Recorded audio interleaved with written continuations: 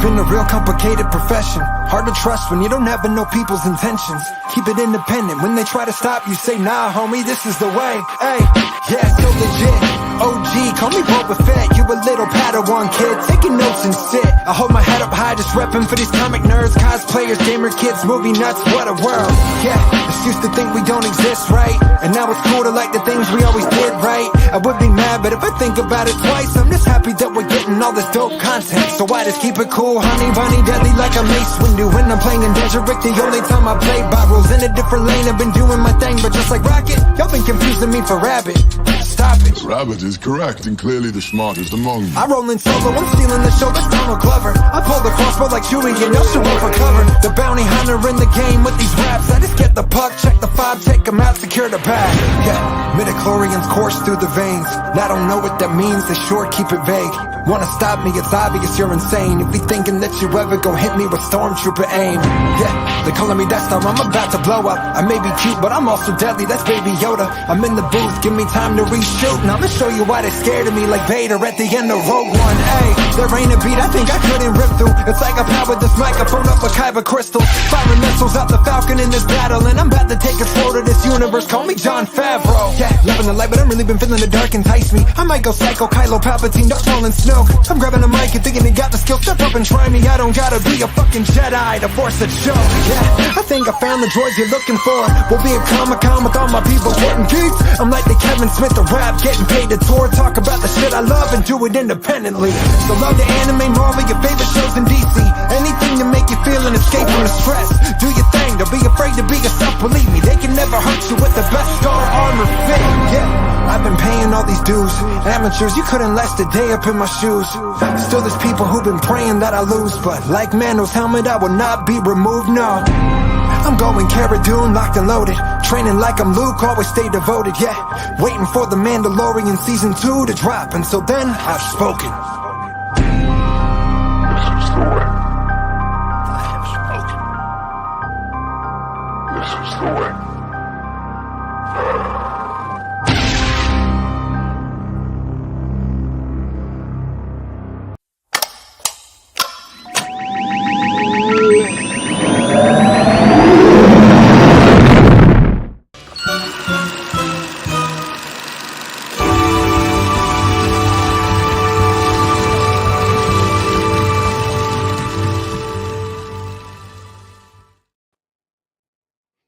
Hello, and welcome back to Movies That Inspire the Pop. My name is Patrick, and we're on Poptography, having our live stream segment tonight, where we're going over, basically, we're breaking down a Star Wars Funko Pop and the scene that inspired it.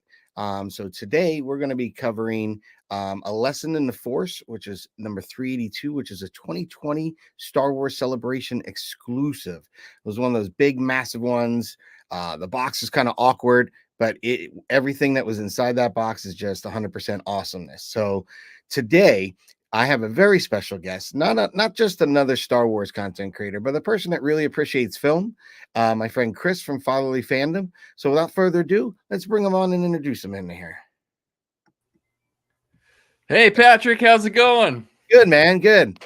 Thanks for coming on tonight, man. Yeah, great to be here. So really excited about, man, your setup is awesome. I love that song. I just downloaded that song. Oh, nice. Dude, I rock that song whenever I can, man. It's awesome. Ooh, it was awesome. Yeah, I was bobbing along there. Nice. So yeah, I don't know if you, Chris, collect a lot of Funko Pops yourself. Yeah, I've got a couple. Oh, you do? Yeah. So yeah, I only have a couple. I can actually bring them on here since this is Poptography. So I don't know if you watch anime at all, but I got Tanjiro. Okay. My daughter's huge into anime. Oh, mine too, as well. So, of course, I had to have them in. I used to have a bigger collection, but I had to get rid of it. So we got Luke Skywalker and Grogu. Nice. That's a good one. I like that. Yeah. Because Mando and Luke are my favorites. So, yeah, those are my little Funko Pops here. Nice. So the pop that we're talking about, I'm going to put it on screen. Oh, man. Is this Bad Mama Jamma. So it actually, this is what it looked like when you actually got it. It's this big awkward box. Mhm. But number 382, A Lesson in the Force. One, it was great to have a shared celebration exclusive of this of magnitude, because sometimes, like, Right. for instance, if you wanted that like Diamond Grogu, you know, Mhm. you had to be there. You couldn't get it anywhere else. But like this, I was so glad that Funko at least released this to the masses. And this That is one nice. is just phenomenal, phenomenal. And I Mhm. actually have mine with me out of the box. Um, it's just Ooh. huge, dude. But I love it. Oh man, that is huge. It is That's just so awesome. cool. I mean, I really loved how they did all the acrylic or the water dripping out. I mean, there Mhm. is not many Funko Pops like a movie moment like this that Mhm. just blows me away. And this is what I hope we get back to, doing quality and really cool ideas as opposed to just churning out the same character recycled and over and over and over. Yeah. So as a collector, when you get a piece like this, it's always kind of exciting. And Mhm. then one of the big reasons I was excited to have you on today is because I know you are not just a Star Wars fan, but you're a big film connoisseur, and you Oh watch yeah. TV reviews, Star Wars. All of I it. think I just watched your Kills of Flower Moon. That was awesome, by the way. Mhm. You guys did a fantastic breakdown on your. So if you guys haven't seen that, please tune in and check that stream out, because the Right? movie's great. Everyone in it is deserving of winning something. And it was an interesting point where you guys are talking about how you thought Leonardo, did he really deserve it? Did he get snubbed? And Yeah. I feel that he should have won for Aviator. Oh, He should have agreed. won for Departed. You know what I Mhm. mean? But he wins So for many roles. Yeah, he wins for the Revenant, which was Revenant. eh, and I feel the same Right. with Daniel Day-Lewis. He should have won for Gangs in New York, but then he won Yes. for There Will Be Blood. You know what Mhm. I mean? Like, and I feel like they do that a lot. So they're like, well, their performances over the years, we'll give them it for this role, but they yes, really do deserve it for the previous for the roles. other one, yeah, Yeah. because I still, when I look at Gangs in New York, Mhm. it's timeless. Like, it's not Yeah. like I go back and like, oh, that was made in the 70s, right? Like, Mhm. I'm lost. I don't care, when it's It's just perfect, and Mhm. it's so well done. It's so rich, and I don't think anyone else could have been Bill the Butcher. I just No, he no. transformed, and He that's what. does that in all of his roles. That's what I love about Daniel Day-Lewis. He's just Right? Can we get so him in good. Star Wars? Can we get out? Can we get him Right? retired from cobbling for a few days? Mhm. Listen, we got a small cameo for you to do. He's doing gobbling. Yeah, he's cobbling, man. He's a he's a cob. He's a shoemaker. That's what he Oh, cobbles on. jack of all trades. Right? Like, true artist, true Yeah. artist. I mean, the guy hasn't Mhm. really probably had to want for roles since My Yeah. Left Foot, right? So, Yeah, exactly. but it's just great to have you here, because a lot of the friends and content creators I have are a Mhm. little younger, and they're more prequels and stuff like that. Right. So it's nice to have someone that is a little older and Mhm. can appreciate, even, and not that the younger audience can't appreciate, No. like All you young guys out there, yes, the I'm original sure they trilogy, can. because they love it. But what was really nice Can't beat is it. having someone that probably grew up with those tenets that you heard Yoda talk Yep. about in this scene. And Yes. that's one of the things that I really thought was going to be interesting about tonight's conversation. Mhm. Um, because there's so much packed in to that. I think I split up into 3 little 1-minute clips, Mhm. maybe slightly longer, so we don't get tagged for copyright or whatnot. We'll see. Ah, You yeah. know, Star Wars is pretty good with copyright. Like I haven't gotten tagged on anything that I've yes. posted from them. So I think you'll be all right when it comes All to that. right. So All I'm right. so excited for this. And Empire is definitely still my number one out of all the Star Wars. So, and you're right. I did grow up with this. I watched them on VHS, and I was a little too young to catch them in the theaters the first time, but the special edition when it came out, I was right there on every single one of those and everything. So, yeah, Nice. Yeah, I think I was my too. I bread and mean, butter. my uncle, I remember him having the original reel to reel of the original Star Wars and the 8 tracks, and you know what I Oh mean? my And the gosh. disco . Because he just thought he Yeah. was, ooh, Mhm. and so when I grew up with these, I still remember this day. I was in kindergarten and we were having a Halloween parade. And they're like, Pat, do you know who you're gonna be? I'm like, I'm gonna be Darth Vader. And I was like, Yes. they don't even make costumes. They're gonna make a costume. And it was that Dawn post. It was like the picture of Darth Vader in a mask. Picture, yeah, and the plastic mask that goes over the face where you my can't breathe. parents thought I was gonna pass out. I had to have a cape. They Yeah. didn't have a cape, but I had to have a cape. I had the Vader mask. I had my parents, like my mom's, like blue gloves. Like I was like, I love it. I was all in. And then I had like the it was a red flashlight that had like a black rim around it, and then you had red cellophane, and then the big tube come out. And that thing was almost twice the size of me in kindergarten. I'm walking around like I am Vader himself. Nothing gonna stop me. I love that. I love that. Yeah. Have you seen that picture of the the fan who made her own like rebel pilot suit, like I think in 78, and she like made it and custom made it. She was one of like the first cosplayers, and I thought that was really cool. It's like, oh man, I wish I would give anything to have lived in 77 and see that for the first time without any knowledge of Star Wars whatsoever. And let me to tell see you, that for the first time. Oh, it was awesome. The first time, I still tell everyone, always asks like, what got you into Star Wars, or what's your moment, you know? Yeah. My moment was when the Star Destroyer came right over the screen and just engulfed it. I was like, yeah, you know, and hook line, get the net. Still, even to this day, that shot is one of the most beautiful shots out there. Yeah, and it still holds up. It tells you everything in 3 seconds. Everything in 3 seconds. This is because you start right in the middle of it, and that's something I've always kind of enjoyed about how Lucas did his kind of serial, you know, kind of show and not tell.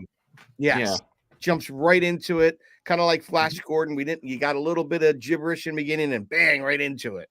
So right in. But let's take a look at the scene itself, and we'll get right into it, and then we'll kind of give a little review on it and see what people think. Here, let me get that queued up for us here. Add to the stage. Da, da, da. All right. No.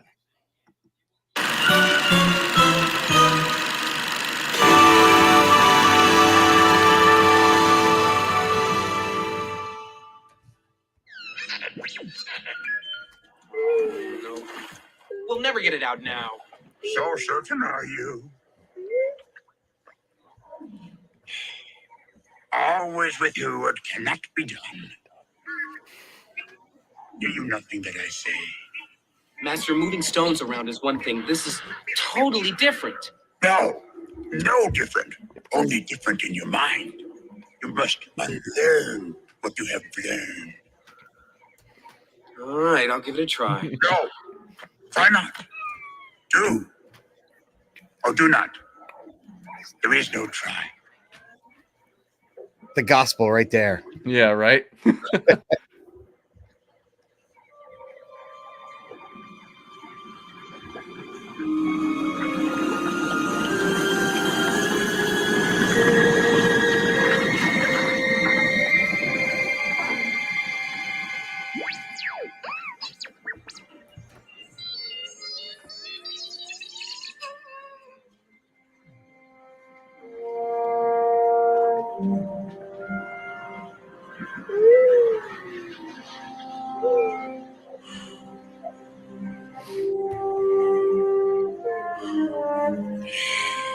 See, and a lot of people, I think, Chris, think that lesson was there, but this here, and at the very end of the scene, is two other great little pieces.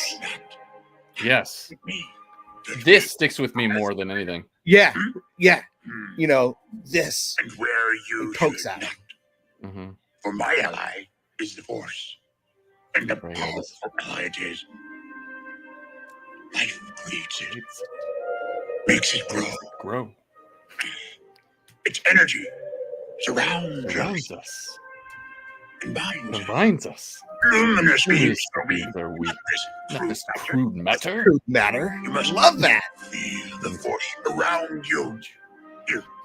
Between you. Me. The tree. The rock. Everywhere. Yes. Even between land and ship. On the ship.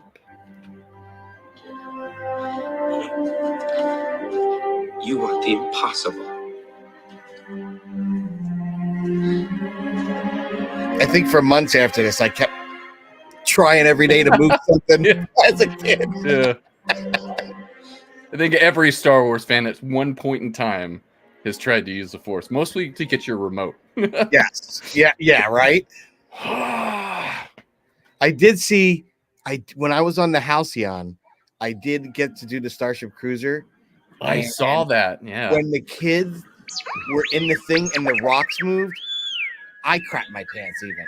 Because I thought that might happen, but I hadn't seen it in the 2 days I was there, except this one time, and the kid was really trying, and then whoosh, I was like, I jumped. I was like, dude, did you see that?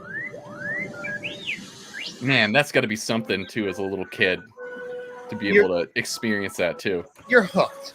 Like that experience is. If you were a kid on it, I wish my kids were young enough and appreciated it more. But I would have kept them with me, but they didn't want in. They're not as nerdy as Dad. Same. What is with that? I know. I was like, well, you're missing out. Me and your uncle are going. Yeah, right. And this is the music. Johnny Williams just killing it. Nails it. Yeah.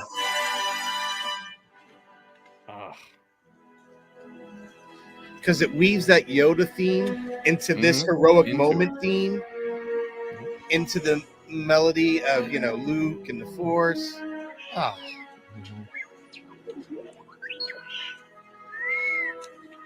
And this is one of my favorite lines.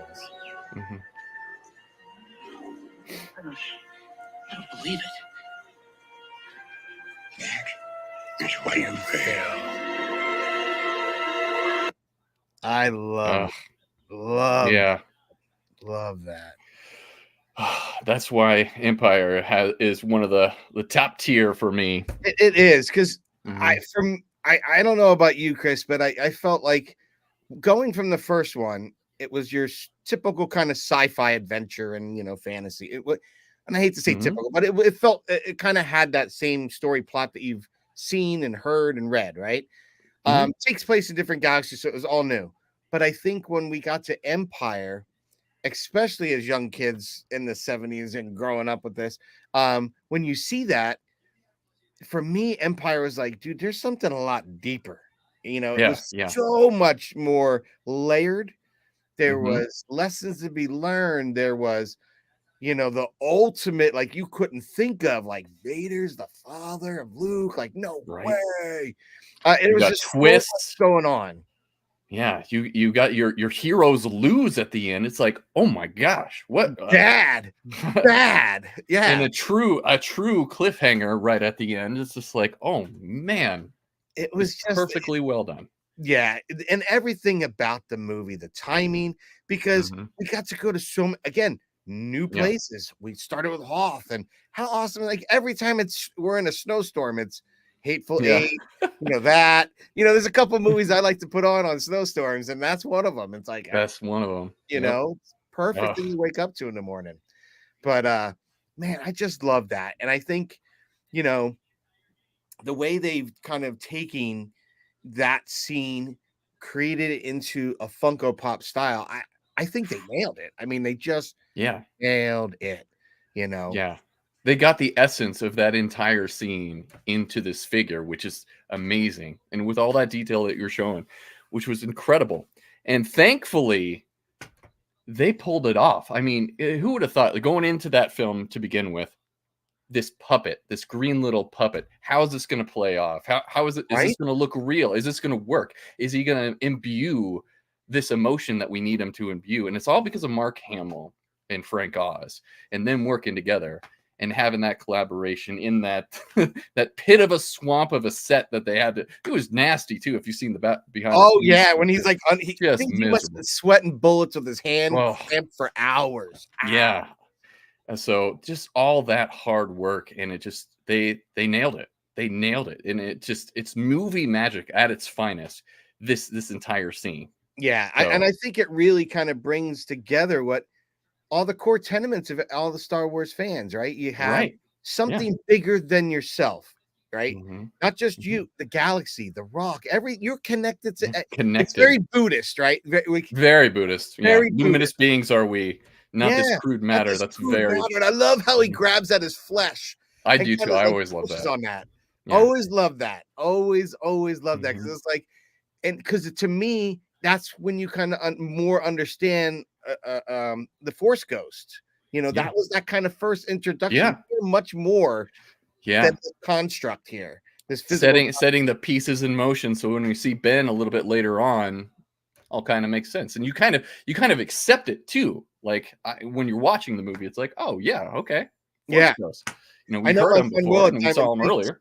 Yeah, Will at Diamond Figs recently posted something. Sam Whitworth talking about the idea of Force Ghost, and it was a very cool little segment because he was saying that as Luke grew stronger with the Stronger, Force, so did his connection and everything. yeah. And then like you have these force sensitive planets, these planets that are strong with the force, like Dagobah, where they're actually able to, you know, present themselves as Force Ghosts a little bit stronger than they are in other parts, and they're coming from like the netherworld and being able to put themselves into the real world in these moments. Yeah, And I've read up a lot about, you know, I've done a lot of research on it too, and after some time they start to lose that connection and actually depart and become one with the Force once again. That's kind of like in the sequels we don't see a lot of Force Ghosts except for Yoda as well, which I would have liked to have seen, you know, Ben again. You know, I yeah, would have liked to have seen Anakin in there, but makes sense, I guess. yeah. It does. It kind of, everything kind of Mhm. has its ebb and flow and cycle, right? Right? Yeah. That Let's regenerative process. Yes, very much so. I'm gonna hit up Mhm. our chat here. We got Chris from Yeah. CNC Star Wars. Hey, Patrick. Oh, Christopher. Yeah. What up, Eric? Said Christopher. Hey, Christopher, said Eric over at Sire Speed. Love the Yeah. scene. Yeah, that's an Same. excellent scene. Excellent scene. Chris from Seriously Sorry says such a fantastic scene. It really is. It just, and you know what? The emotion in that is what even sells you in what little pieces of the prequel or the sequels, I should say, I enjoy. Yeah. Because when we had to spend so much damn time retconning or fixing things that we didn't like in the one movie back to fix again. And I Yeah. mean, it was such a travesty, unfortunately. But Yeah. I think one of the things that did it justice was, the throwing of the lightsaber, right? He was throwing them like Chris throws his Funko boxes behind his back. But like Yeah, he does when throw she those goes and boxes. tosses it in the fire, and all of a sudden you hear a smack, and you look up, Mhm. and it's Luke's Force Ghost, and he holds it, and he Mhm. goes, "Well, you don't treat this like with that disrespect." He started walking it back, and I'm like, "Nice," Yeah. And it was like, it's a shame it had to come to that. But then Right. when you hear that same music, all you had to hear Mhm. is the music, and you knew the That Falcon, emotion. the X-wing was Mhm. coming out of the ocean. I was like, Yeah, yeah, you did. Yeah. you know, Nice little call back there. and it was just perfect. And like you Mhm. said, having Yoda's Force Ghost was a nice thing, and he Mhm. still had that. Frank Oz really still brought that kind of humor to him in a Yeah. very because he had a very small piece in the movie. And I thought it was really nice too, because his humor was like, but he's like Jedi Jacks. He's like, oh, page turners they were. Page Like turners, they were not. Yes. it was great. Yeah, it was. And that's the Yoda that I love and I grew up with and everything. And for the prequels and everything, he was a much more serious, somber character and you know, and Oh yeah, only later on is when we get the kooky fun Yoda from Empire Strikes Back. correct. My Yoda.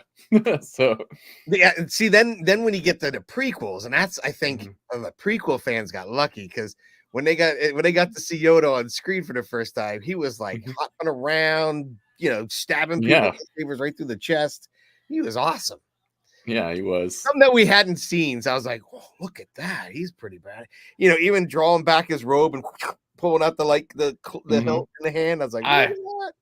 I remember that midnight show and all of us were freaking out for that on Attack of the Clones. So Hell one of the yeah. best. It's like, oh my god. That was the bomb. Mhm. Cyrus Speed says, so deep, luminous beings are we, not this crude matter. Yeah, that we were saying that. We really love that one.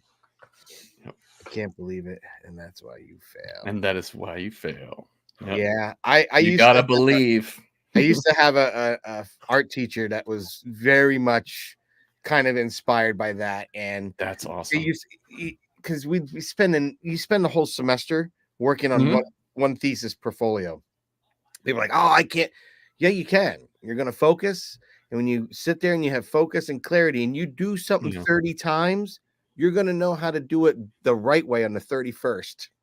And That's I was right. like, Yeah. wow. He's like, and they were really on us. And Yeah. it was funny because I kept going and I went back for my senior portfolio and worked on photographing the lacrosse team because my eligibility is up. I was done playing for U of A, but I got to see them try to compete for the championship again. And so it was kind of cool to relive to even just be a year out and that part of your life's gone, right? It's like, you're not part of this anymore, bro. You're a big boy now. But it was cool to kind of relive it and then photograph it in a way that evoked emotion. And it was cool because it did the job because that portfolio ended up being one of the first. So the Lacrosse Hall of Fame next to Johns Hopkins in Baltimore, Maryland, opened up a gallery wall, and I was the first artist invited to hang on it. Wow. Yeah, it was really, really an honor. Awesome. So I got to go down and hang my work, and my parents didn't understand what the heck was going on. Like because they really didn't understand the photography because I started as a nursing major. So they were like, they wanted me to be, nursing major, go into IT and be, kind of do that. And I didn't, but I ended up doing IT, kind of full circle weirdo anyway. But and that wasn't what I wanted. So for them to kind of see like what you can do with imagery, it was kind of taking them out of, and they're big people that love going to like the Philadelphia Art Gallery and stuff. So it was really hard for them to see how I could take imagery and make something of it. So man, you gotta follow your passions. That's what I teach my kids all the time. It's like, I do too. We have to, this is part of living. It's like we are here to create and to build and to do what we love and to go all in. And that's what I think Yoda is trying to impart here. Do or do not, there is no try. If you're going to do something, give it your all, give it your love, give it your whole being, and put yourself into it. Believe in yourself, believe in what you can do. And you have to, even when it's hard, keep pounding away at it. As YouTube creators, we have to do that all the time. So. Yeah, I tell my kids all the time, do the best as you can at what you enjoy. If you're good enough, you could eventually do it. I said, listen, nobody knows my name. I said, I'm like the fall guy. I'm like the unknown stunt guy. I said, but when you guys are still so little, didn't even know what I was doing. I said, I had a photography career before you saw what Dad does now. I said, I was photographing, your Cheez-Its and your Oreo cookies and all those things for Nabisco and Kraft. I said, so those are the kind of things I did. So for years, my kids didn't even know I really had done photography because that was, since I kind of have moved here and, got laid off and took other jobs, they didn't get to really see that. So when I first started working at Hasbro for a small period, they were like, what's that doing there? Like that's not Apple. Like they just associated Dad with Apple and computers. With Apple, yeah. And so like they're like, oh, Dad's working for Mr. Potato Head, and then the kids didn't understand. Oh, it's so hard to explain because some parents come out and they're getting in the cars with bags of toys. Yeah, and my kids are thinking, well, why doesn't Dad bring toys home for us? I was like, no, you don't understand. Those for reals, those for reals are going home for they're doing the packaging and they're kind of looking at it. They're not giving them to the kids, and they're like, oh. And then when I had an opportunity to bring them up to test stuff, they're still too young. But they had Creo, which is like Hasbro's version of a Lego, and we would have kids come up and test with that and play with that. But my kids are too young; they'd be swallowing them, and we'd be getting sued by Hasbro. That time, yeah. So like, not that much fun. But it was just kind of interesting. And like you said, you have to be creative because I tell them, like, listen, as a kid, I played with Star Wars figures. To me, to one day sit in the studio photographing them, I came full circle. To me, that was like, high five God. I made it, I did my thing.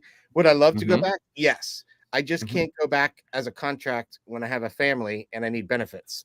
I just Yeah, can't do it. I understand, brother. They keep getting laid, Totally. and they keep laying off. Like they just laid Yep. off another, 2,000 employees, 2,500 employees, right? Happening all over the place 2 weeks too. before the holiday again. Like Ugh. the fucking timing just sucks, and that Yeah, bothers that me. does Like, suck. if you're gonna do that, let them know in October. Don't wait Yeah. to don't wait till November, December when they're already doing Christmas and trying to figure out how they're stealing from Peter PayPal to make it. So I it know. just bothers me. That's the Yeah. thing, you know. But Man, I just hope everybody was able to find other employment and everything, and it I hope worked out so. I well. think right Yeah. now it's kind of feast and famine because it's Yeah. Rhode Island. There's not a lot. There really Mhm. isn't a lot. And there's a lot of Yeah. great jobs if you want to work retail, Mhm. you know. But there's not. I would say there's not too many really great careers here in Rhode Mhm. Island right now because there's not many Yeah. big companies. You got CVS and you have Hasbro, and those two companies themselves are kind of like the evil empire because they love to play with contracts. They love Yeah. to play with contract employees. Yeah. Yep. And I realized how crappy that was when we went to go see GI Joe, and they said, "Oh, you're full time." And I was like, "Yep, yep." And they're like, contractors," and all of a sudden nobody moved, and like four people walked by. That was it. Everyone else was on contract. The whole downstairs with the food court was all the employees that were on contract. I Oh watched man. like maybe a dozen walk up and get in, and besides that, everyone else's contract. I was like. And Mhm. that shows you Rhode Island got duped because we gave them a tax cut because they're building Mhm. this new building, but Yeah. it was more of a facade to kind of show the name when you're, at the Duncan or the Amica Center, whatever they call the Amica Pavilion now.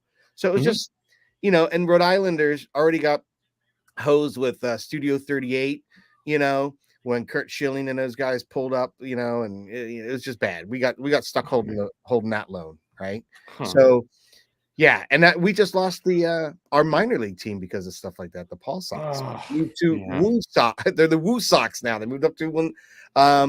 Woo- they moved up to Oh, oh, the Woo Sox. Oh, good Woo lord. Sox now. Yeah, well, because they wanted. So the owners got greedy. We had a nice stadium, McCoy, and it was fine, and Mhm. they could redo it, but they wanted to build a new stadium, kind of near 95 and by the big bridge, which I'll laugh. You'll laugh about this. They're going to build it there, but they want taxpayers to pay for it. Well, taxpayers are like, no, why Yeah. should we pay for it? So Yeah. now they're going to put it right by this big bridge, and it is that. Well, guess what? The bridge, oh, it's going to be fixed in 3 months. They have no idea how bad the bridge is, and it's so bad that I've been working remotely, and most people have to travel. It's another hour and a half Oh man. added to your work, which would usually be a 15-minute drive. Put an hour and a half to it. Jeez. It's Ah, crazy that is because crazy. they can Long only day. have one lane going one way, and they had to take the bridge and condense all the lanes onto one side. It's Mhm. awful. So imagine Jeez. trying to build a stadium and then the bridge is there, having this issue. It'd have been a nightmare. Yeah. It is a nightmare.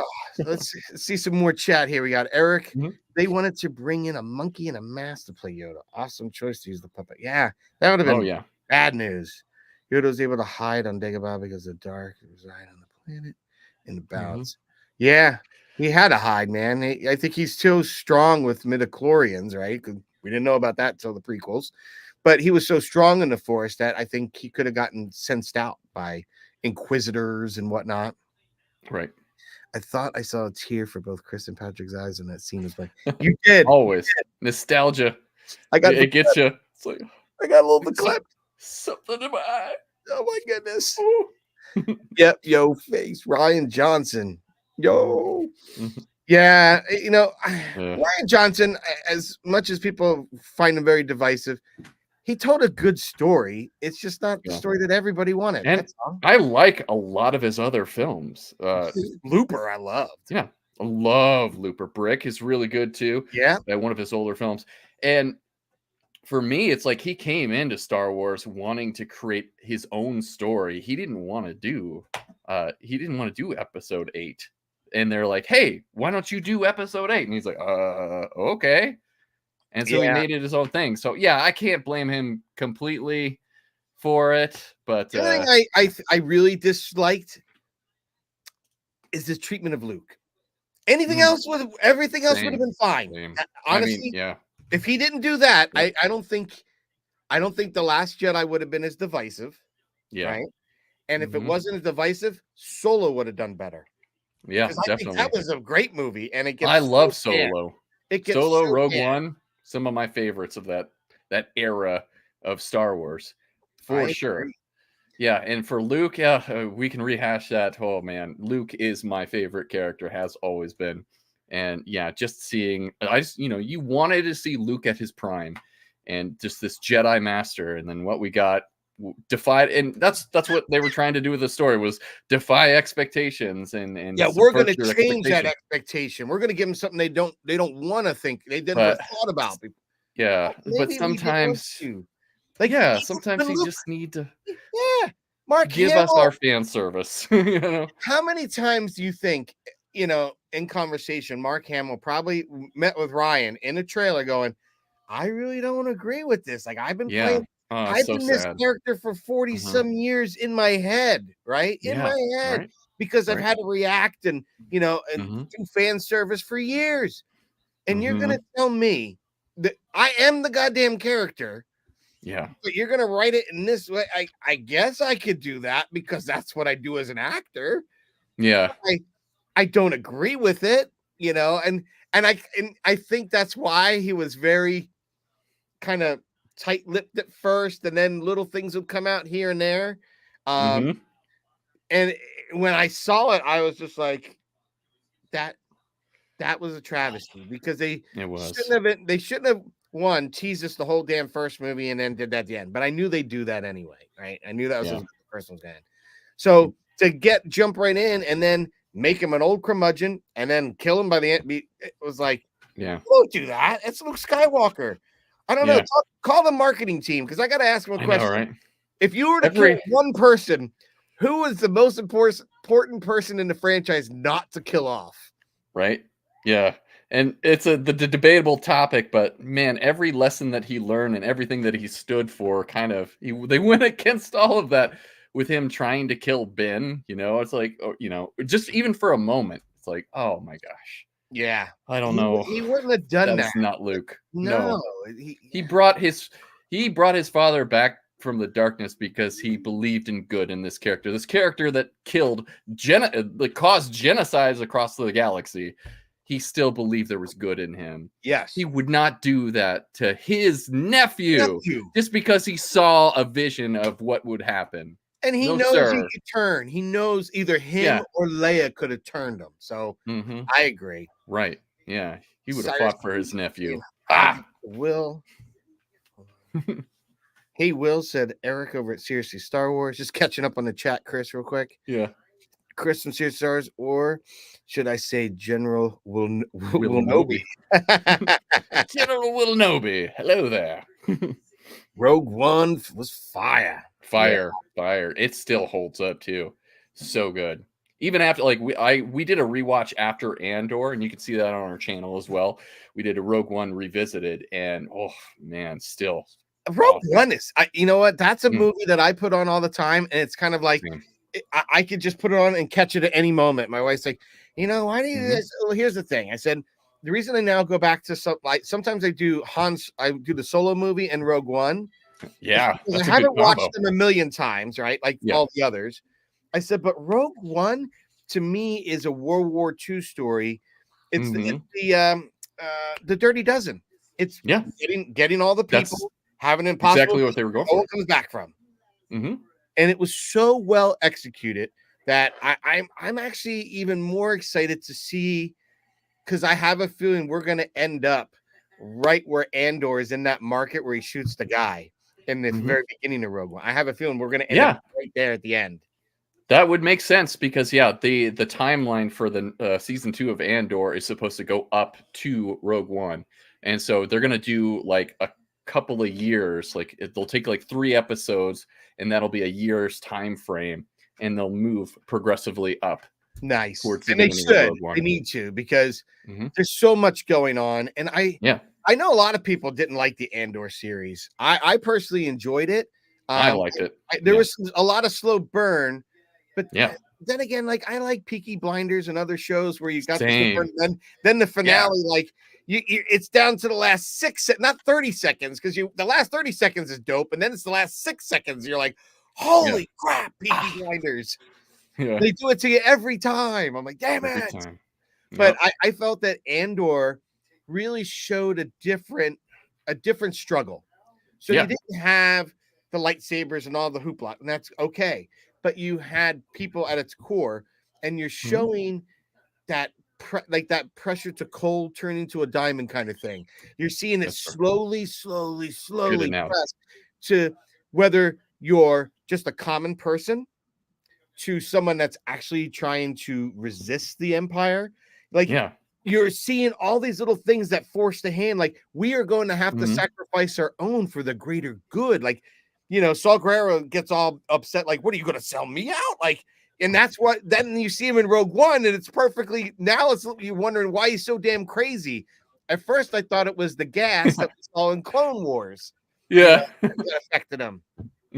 So I was like, it was just so well done how they put all these characters together to build that ensemble, and then to let them all just get 86. I mean, that was a pretty bold statement. That was a bold move. Yeah. And even in Andor, have we ever seen like acts of terrorism kind of thing? Like, IEDs and stuff?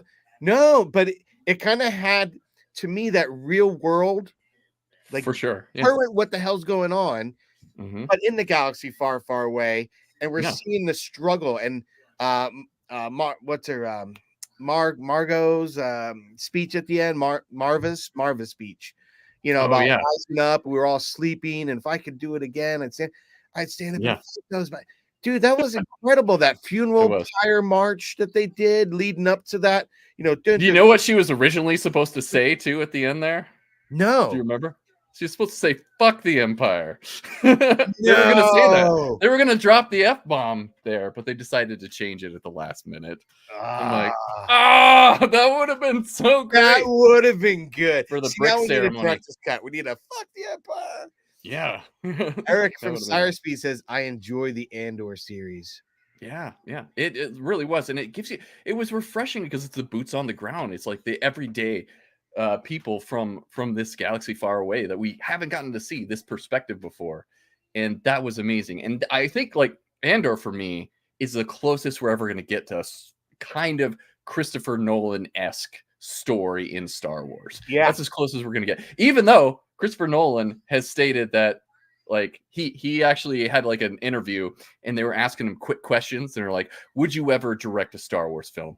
And he was saying yes and no for all these different questions. And for that one, he paused. And he's like, pass. And so he's thinking about it. And I would give anything to see Christopher That would be dope.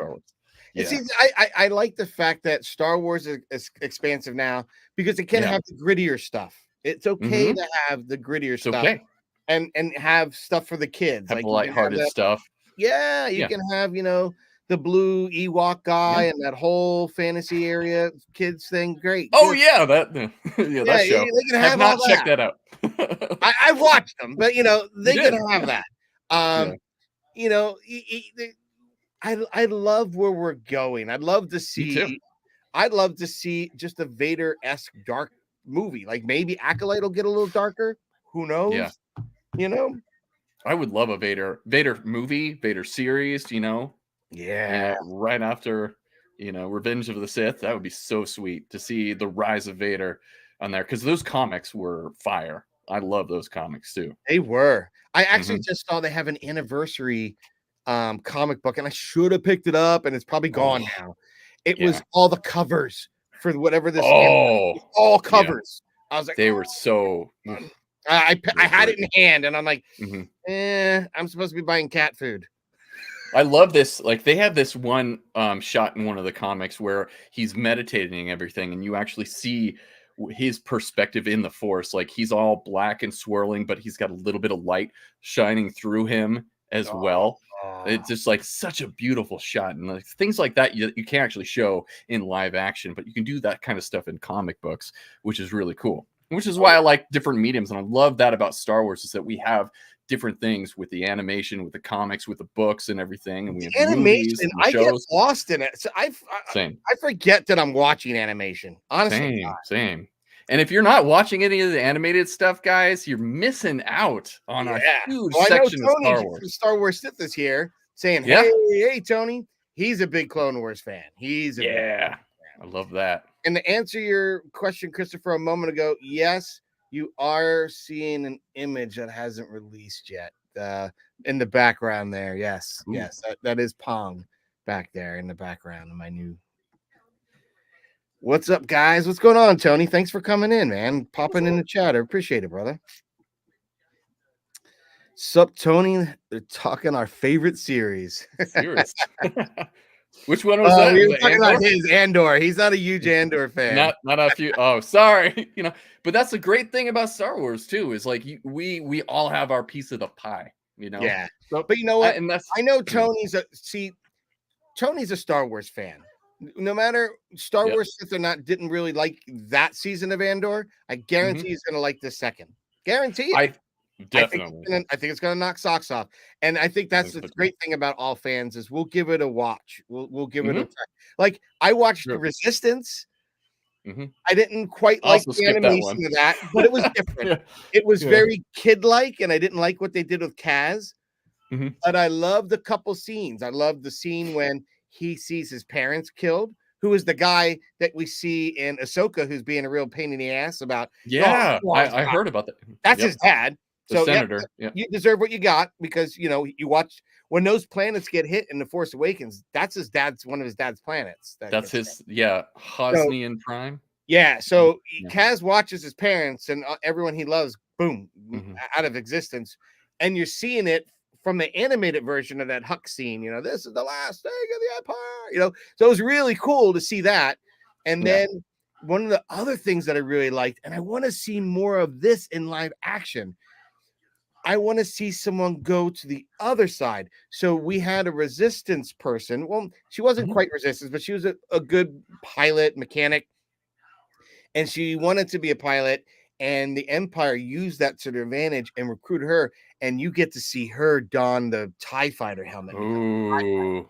So she Yeah. switched, and then she realized that things weren't what she thought they were. It wasn't like being a part of a galactic navy. It was they Yeah. were oppressing.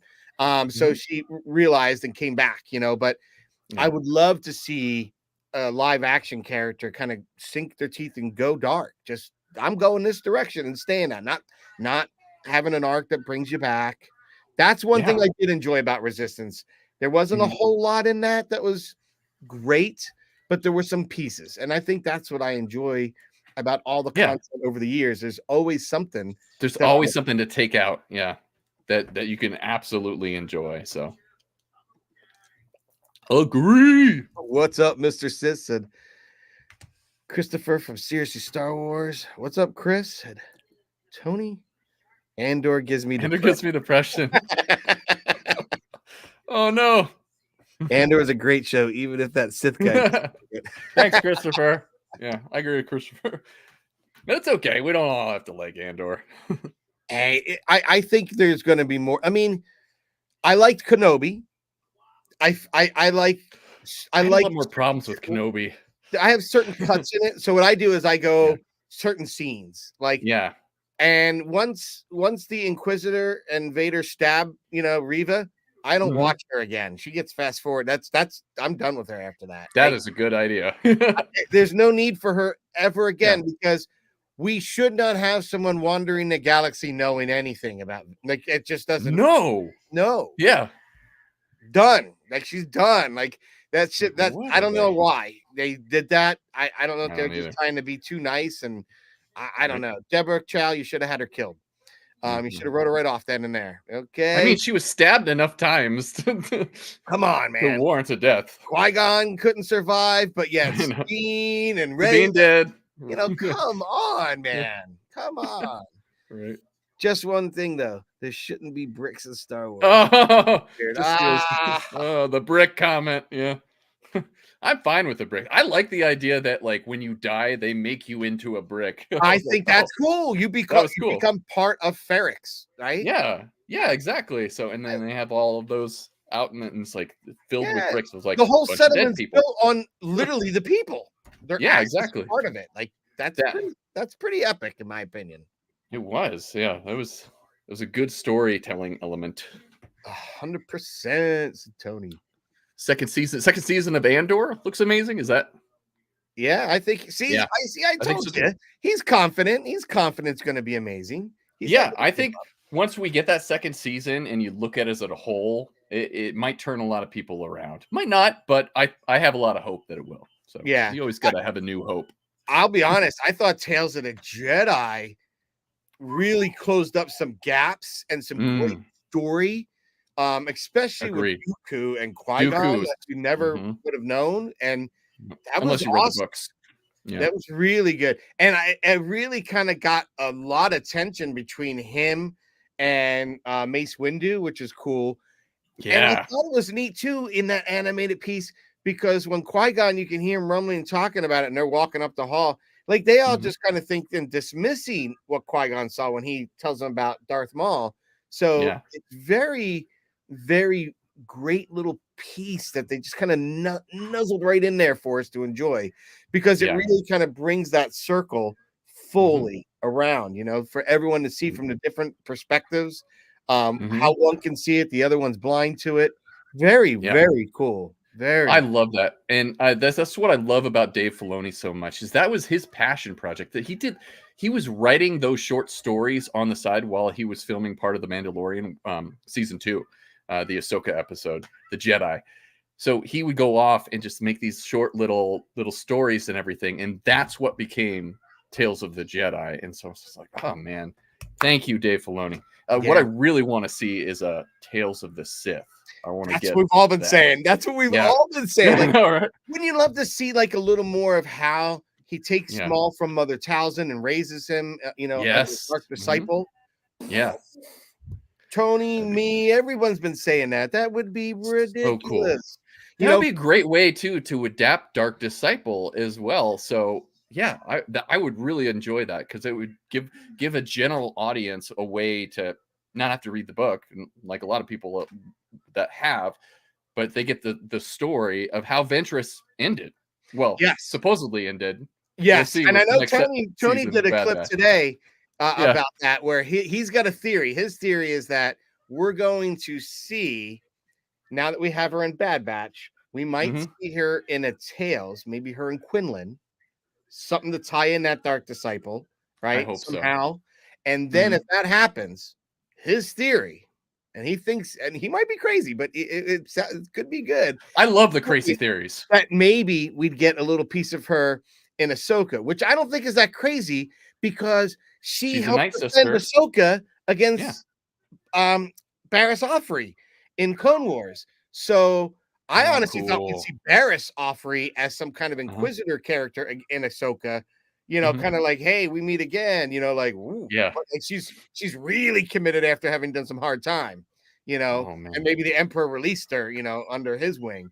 But I could honestly, I don't think Tony's too far off, and maybe that's why we haven't got like an Asajj Ventress Funko Pop yet.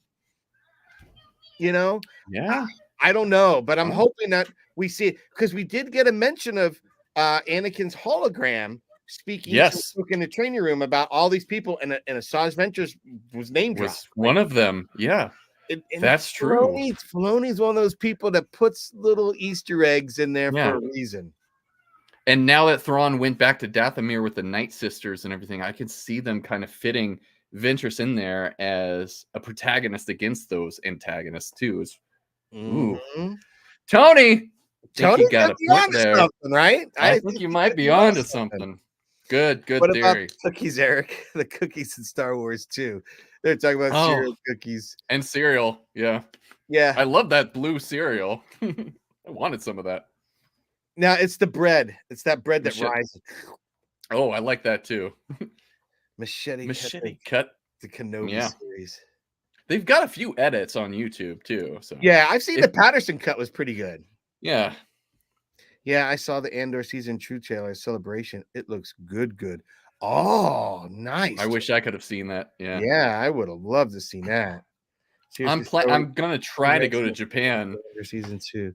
for This could be the celebration in best series 2025. ever. Oh, yeah. I would love for Andor just to take people by storm because I think it really has a different audience. So if it could get that audience into the bigger construct of Star Wars, more power to it, man. Yeah. It's just better storytelling.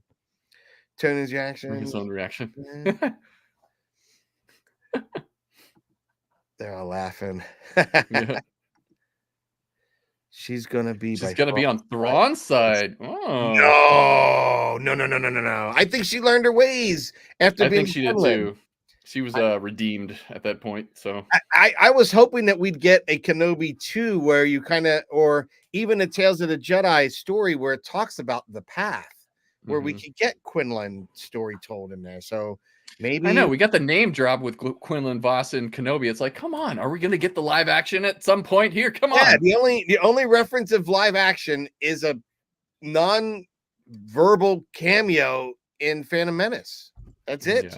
Yeah. And if you weren't like, a Star Wars fanatic and knew about who that was, you had no idea. It just went, unnoticed. Same thing with Aura Singh. It's like, oh, there she is. It's like, okay. Yes. And then I loved how he says, I didn't kill her. She kind of, I pushed her. The fall kind of killed her. Nice. Tony's going to Japan in 2025. Yeah, I'm going to try to do it. I'm going to try to make a celebration. So, are you really? You're going? Mm-hmm. Nice. Yeah. Very nice. I am not allowed to go. I want to go. I will. You're not allowed to go? Why not? My wife would kill me. Kill you? Okay. Because the way she looked at it is, listen, I'm not going to let you go halfway across the world to Japan, somewhere like really cool like that, just for Star Wars, when we want to do a trip like that together, sort of thing. And I said, you're right. Take her with. Nah, she doesn't want to go to Japan. She wants to go to like Italy, for a week or two, something like that. Yeah. I get it. We were originally doing our honeymoon there, but we ended up going to Disney. That is it's gonna be a celebration to remember. Like that is going to be so epic. Yeah. So I think I'm try to take my daughter with me. So it's gonna be fun. The night grandmothers are gonna have Asajj help them. Night grandmothers are like Asajj grandmas. Yeah, I think that this I can only imagine what you guys are gonna see. The fact that it's in Japan, right? Mm-hmm. You're gonna have so much going on right there. I guarantee you're gonna see the stormtroopers, the Mandos, the Fets, and the Vader in that samurai gear. Oh yes. Oh, dude, because those figures are dope. Yeah. But I can honestly see some serious cosplay of that. Like, especially because we're gonna get Shogun here at the end of February. Mm-hmm. I remember watching the original with my aunt. So like this is gonna be epic. It is. It's gonna be so awesome. So I think coming off of that and kind of exposing more people to that kind of culture and stuff, it's just gonna bring more about it. And I'm so excited for you guys. I so wish I could go. Yeah. I wish you could go too. If I hit the lottery, I'm going. I told my wife, we hit the lottery, I'm going. Because I actually won something today. Like I never win crap. Yeah. But my local collectibles store, the Toy Vault at the Warwick Mall here in Rhode Island, posted something. They're celebrating like their 25 years. And so I kind of put something on there and like, hey, I always love them. They're always great. They always help me get my Funko Pops from my channel and stuff that I photograph. And I'm like working, and you heard about the crap day working today. And I get this message, and I'm like, I didn't know who it was. It's a Facebook message. I'm like, I can't look at that right now. And it says, hey, Pat, you won. I'm like, hey, look at that again. So a little silver lining for your day, though. It's just a little win. I was like, yes, because there'll be more Funko Pops, and I'll be using that damn gift card for it for sure. I love that. But thank you for coming on tonight and just discussing all things Star Wars. I know you're not as huge as a Funko Pop collector as myself and others, but I still appreciate it.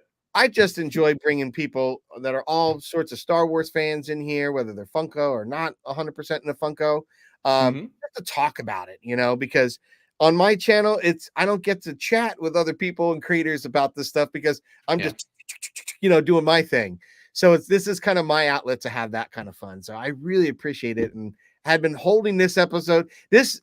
You might not know, you were one of the earlier people that I had wanted to have scheduled. Oh, So when I couldn't get a hold of you, I was like, I hope everything's okay. If something happened, Yeah. I was like, I thought something tragic happened. No, But it was just the holidays. I was taking a break and focusing on the kids, and so. But man, Patrick, thank you so much. This has been so awesome. I love doing this stuff with you guys, and man, I love your YouTube channel. And if you guys haven't done so already, anybody out there watching this, please subscribe to his channel. It's so cool. My favorite are the behind the scenes and how you explain the lighting and where you put the angles and everything. And I just Thanks, man. I eat those up. Make it fun. And it is fun. Not like super complicated because, Mhm. Hey, party people. Andrew's here from Padawan Chronicles. But I do try to make it fun because, again, when I was doing this as my day job, right, shooting, the last thing you want to do is go home and shoot again, and right? do the same, yeah. And the other thing is when you're shooting action figures, primarily and all that stuff, I needed something to collect that wasn't that, so that's how I kind of got into Funko. And then I just said one day, like, playing around, because I think the first few images I actually pulled out the camera, and then I said, you know what, let me pull this out. Can I do it with this? Like, I think I could pull it off this. And having been an Apple employee and an Apple guru for so long, I was like, all right, listen, I am going to stick to one method, and I'm going to try to get them all with the phone. That's because awesome. What's the whole point of going on YouTube and trying to learn something? Or because I know all these toy photographers, they have all got their SLRs. Great, I got that. I have a Hasselblad. I've got a 4x5 camera. I've got I got twin lens reflexes that are stereoptic from Russia that shoot medium format. That I have. I have tons of cameras. So maybe in the future I might experiment playing with some of those, but this was please challenge. Yeah, I'll have to pull them out one of these days. Yeah. Because I think my Hasselblad is the $6,000 paperweight in my closet. Yeah. Let's make it worth a little bit more than that. Yeah, it's a very expensive paperweight at this point because no one's shooting film like that anymore. You know what I mean? And I had the backs, and and I'd go to certain studios to be able to switch and put a digital back on. I'm like, so I was like, oh, can I hang out the studio tonight? Sure. I wouldn't come home until the next night. I'm like, honey, I'm spending the night at the Chip Studio. She's like, what? I'm spending the night at the studio. Why? Because I've got access to equipment all night. I love it. All my friends, we're shooting now. Come on down near Times Square, 10th and 11th. And I'd be shooting till 10 in the morning, man. Just going balls to the wall. And it's New York, so if we went at McDonald's, I had it delivered because I could never do that before. So I was like, I can have McDonald's brought to me. This is before like Uber Eats and stuff. So it was just a New York thing. I was like, this is cool. Yeah, now we get that everywhere now. Yeah, I feel like a big shot. Like we're shooting up in Times Square area, and it was just so cool. And awesome. Just love those experiences and having good mentors, that encourage. And Chip Farrelly's no longer with us, but there's often a lot of banter between us because I often called him my Obi-Wan. Because I was he looked at me as that young farm boy, that young kid. You're the Luke very Skywalker. Impressionable, and I told him I've gone to so many studios and they'd flip through my book and this isn't you. And he said, you know what? They were right. But I know you've got a vision and you haven't fleshed out yet. And I said, really? He goes, yeah. And it was interesting because I was the first few years, I'm going to do fashion. And he was like, oh, okay. And he just kind of yesed it along and encouraged. He never said shit bad. He encouraged it, right? And I would shoot this and that. And he'd say, so what did you learn today? I was like, oh, I know about this. He goes, how about people management? I said, yeah. He's like, timing. They have to respect your time. He's like, you were very respectful with theirs. I felt they were very disrespectful with yours. Yeah. And I said, really? He goes, when you say to be there at 10, you show up 9:30, quarter of 10. You don't show up a few minutes after 10 and then you're still waiting for this. And he's like, that was time you were wasting. He's like, and I know, how that pressure could be on a real shoot He's like, Mhm. so start taking everything you do, whether you're testing, shooting, and practicing, treat it as it's a commercial today. And if you start like that, you will get to that flow and you'll understand how to pull off a production without breaking a sweat. And I was like, all right, Chip. And that's how I started working. And then lo and behold, my friend and I, who were always shooting fashion, hold on, I'm going to catch up with the chat for a quick sec. Hello, married Andrea, said Tony. Use it, Patrick, 100%. But it was just really interesting to kind of go through all those pieces and now kind of see how my teacher really inspired me, you know, and he was Yeah. very much that Obi-Wan Kenobi to me. I loved everything I've learned from him. I'm one of the best fucking mentors you could ever ask for. Great father, great husband, true Mhm. artist. I remember going on a shoot with him, and I can't even lie about this. We were shooting BMW motorcycles.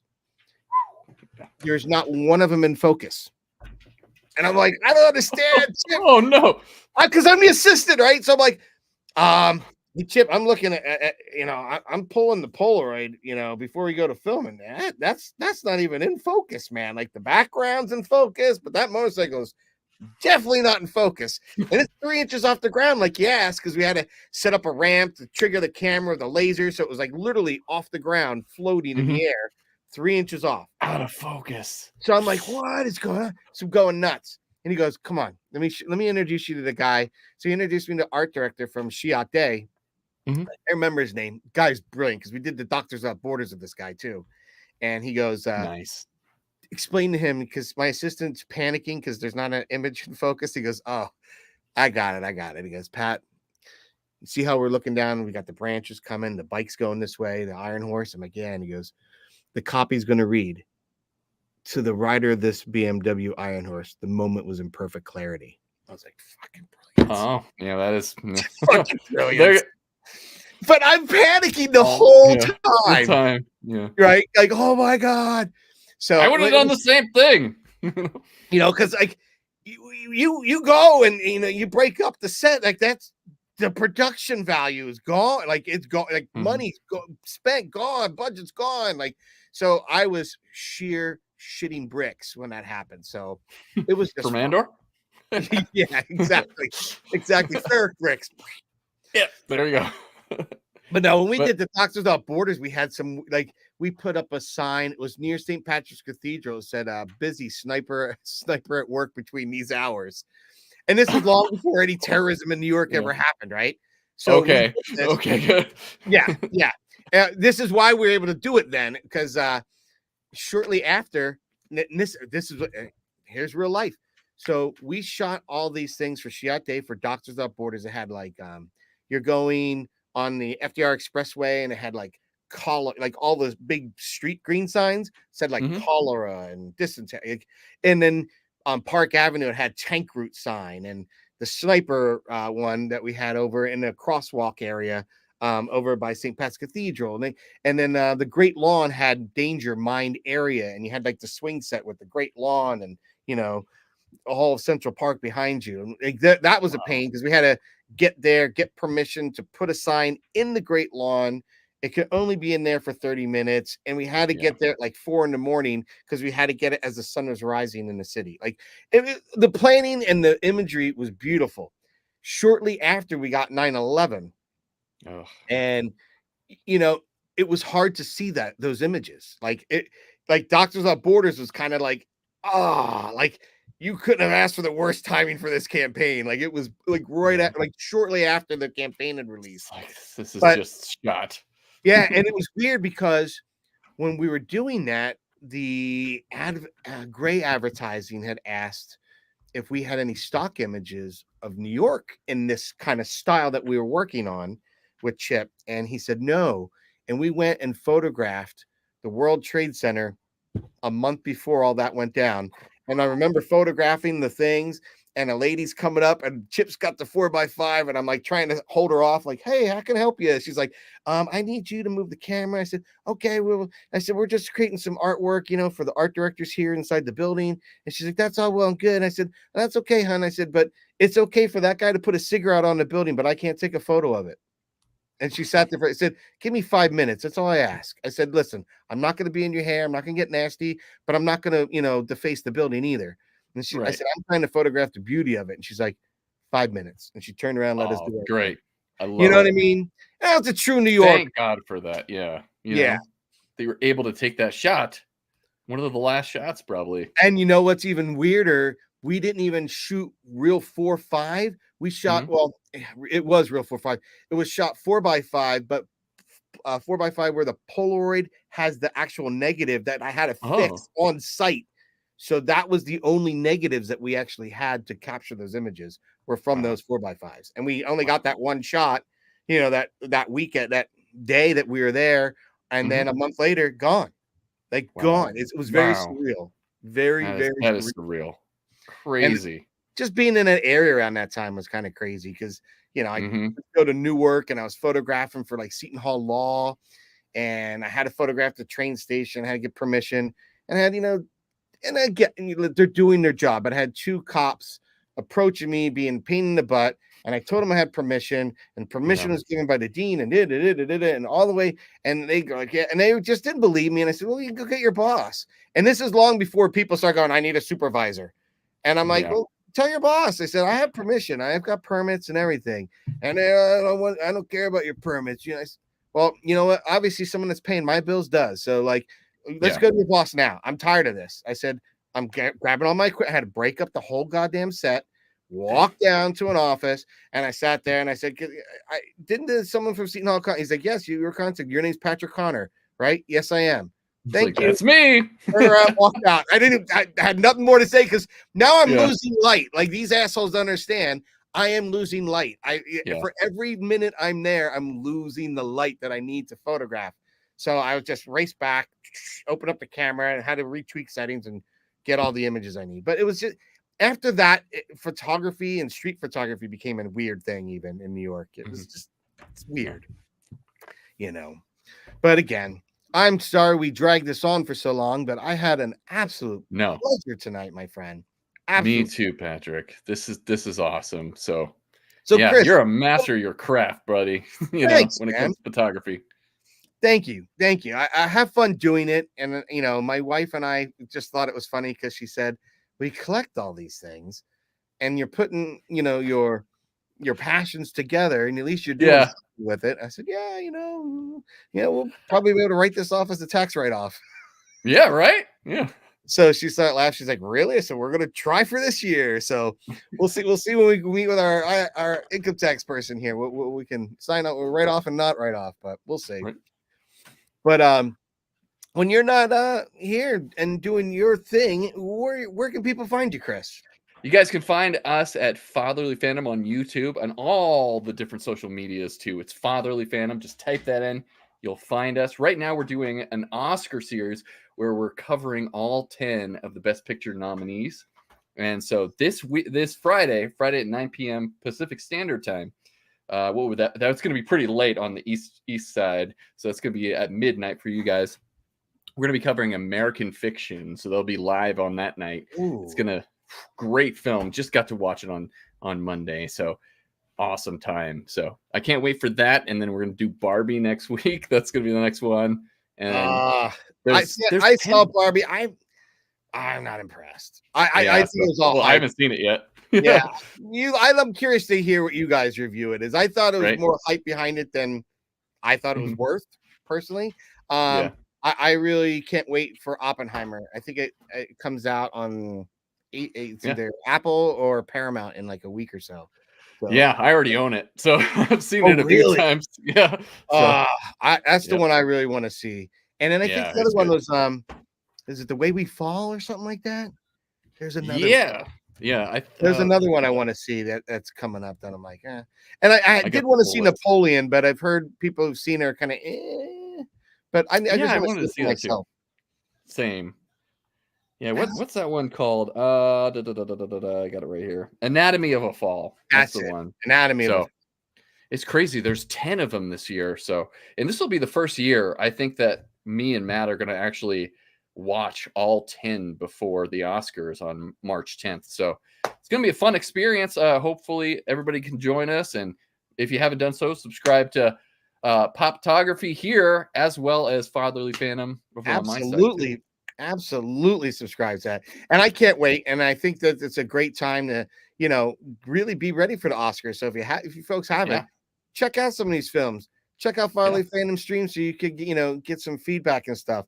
Because I watch you and Attack the Show as well. He always has some great reviews in. Such good gems on there. Yeah, I really got excited when because there's not many people talking about the what was the Tokyo one? Tokyo Vice? I think it was Tokyo Vice. Yeah. I was like, how's no one seeing it? It was Arthur Elgor's son, and he's an actor and he's doing this thing and it's awesome. And nobody's talking about it. I'm like, nobody. That's all this credit for Baby Driver, but that was 10 times better.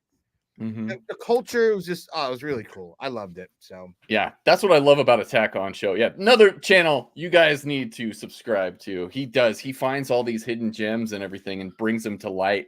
And I cannot tell you how much amazing music, television shows, and movies that I've watched because of his recommendations. My wife and I fell in love with Loudermilk because of him. Same. I love it. Loudermilk. I was like, I really hope it comes back. So I was like, should. That was so fun. Yeah, it was. But I think another studio is going to have to buy it out to do it this time.